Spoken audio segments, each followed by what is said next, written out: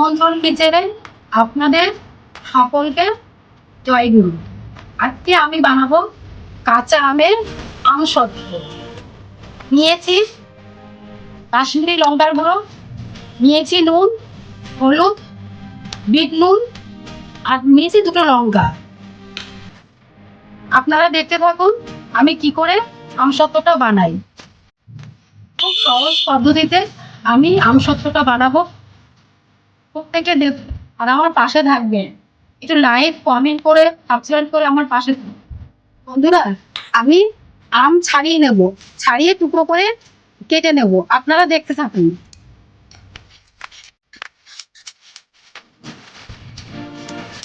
বন্ধুরা, আমার বটিতে কাটতে সুবিধা হয়, আমি ওর জন্য বটিটা নিয়ে বসেছি।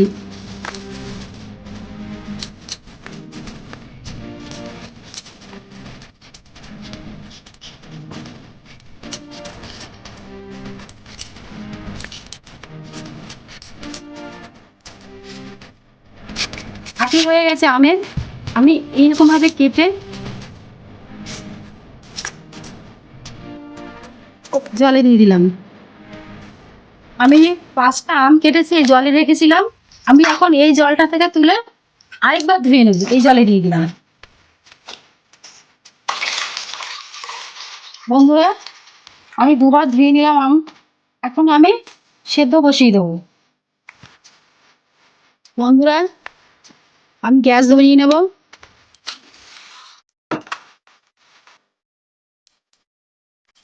কমিয়ে দিলাম। কড়াটা একটু ধুয়ে নেব।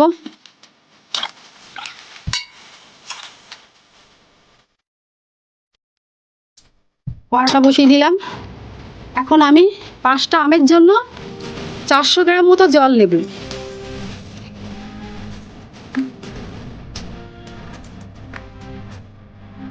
400 থেকে 500 গ্রাম জল নিলাম। বন্ধুরা, জল ফোটা শুরু হয়ে গেছে, আমি আম দিয়ে দিচ্ছি।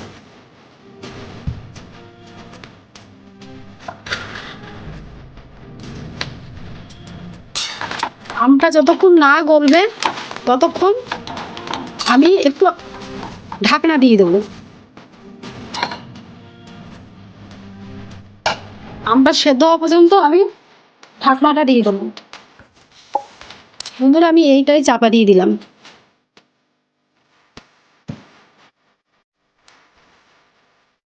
বন্ধুরা, আমি ঢাকনা খুলে দিলাম। আম তো সেদ্ধ হয়ে গেছে, আমি এখন আমটা নামিয়ে নেব।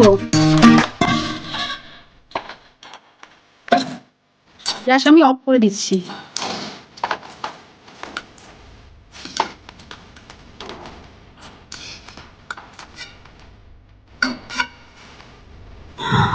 আমটাকে স্ম্যাশ করে নেব। এগুলো ছেঁকে নেবো সব একসাথে। হয়ে গেছে, আমি ঠান্ডা জল দিয়ে দিলাম।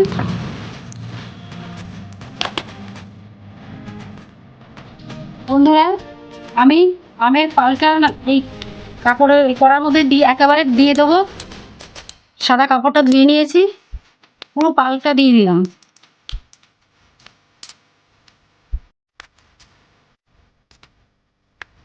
এতে আমার আমের মধ্যে আঁশও বেরিয়ে যাবে, আর যেগুলো বাদ দেওয়ার সেগুলো আমি বাদ দিয়ে দেবো। বন্ধুরা, আমি সব আমের পাল্পটা বার করে নিয়েছি। এখন আমি গ্যাসে বসিয়ে দেবো। বন্ধুরা, আমি গ্যাস ধরিয়ে দিলাম। এখন আমি কাঁচা আমের পাল্পটা বসিয়ে দেবো কড়াই।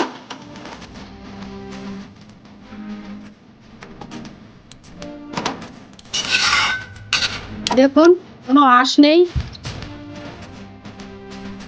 আমের শক্ত আটিগুলোও নেই।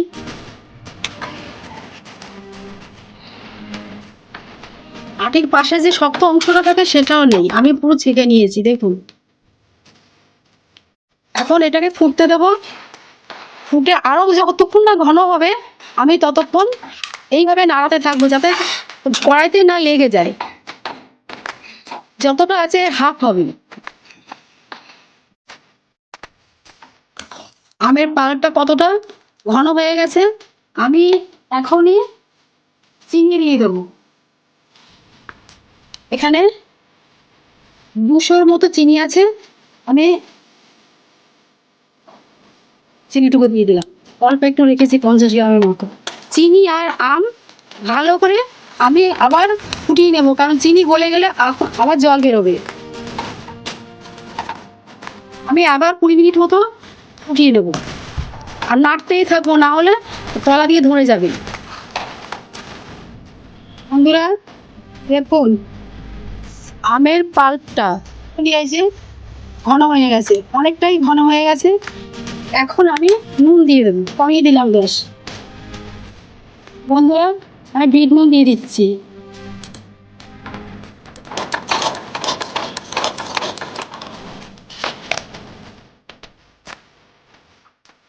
অল্প একটুখানি সাদা নুন দিয়ে দিচ্ছি। আর বন্ধুরা আমার এই মুহূর্তে কোনো কালার নেই আমার কাছে, ফুড কালার। আমি এখন একটু হলুদ, এই কাশ্মীরি লঙ্কা দিয়ে একটু লালচে কালার আনবো।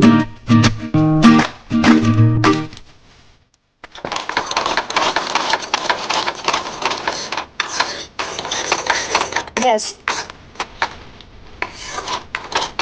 এখন আমি নাড়তেই থাকবো যাতে কড়াইতে না লেগে যায়।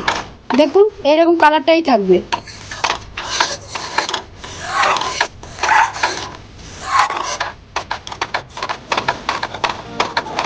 আমি এখনো 5-7 মিনিট আমি ফোটাতে থাকবো।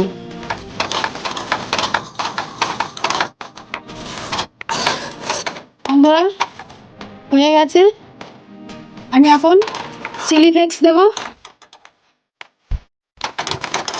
চিলি ফ্লেক্স দিয়ে নামিয়ে নেব। দেখুন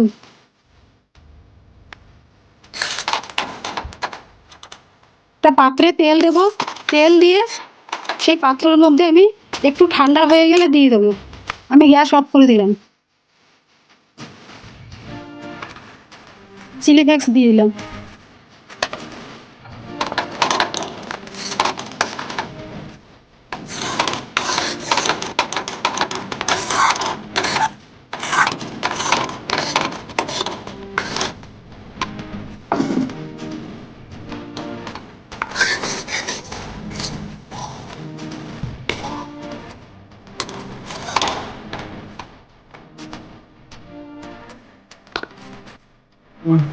বন্ধুরা থালায় তেল দিয়ে দিলাম।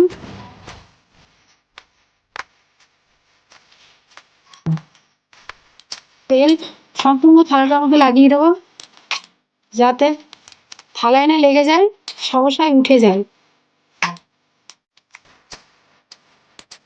থালার মধ্যে ঢেলে নিলাম।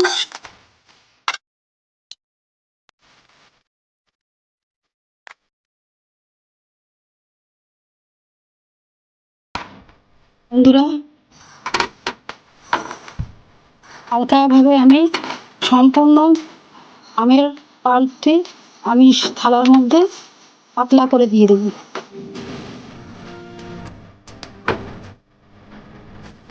ওতে অন্তত 8-10 ঘন্টা টাইম লাগবে।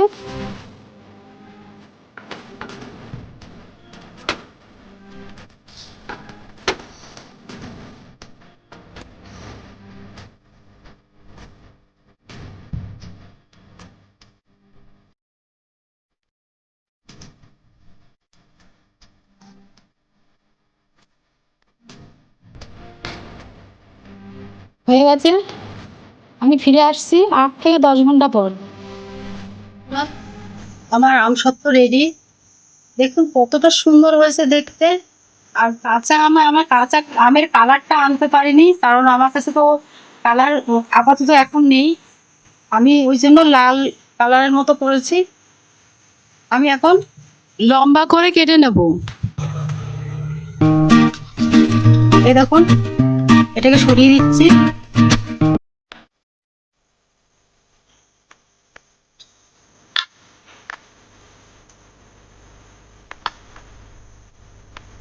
এই দেখুন আমি এটাকে রোল করে নেব।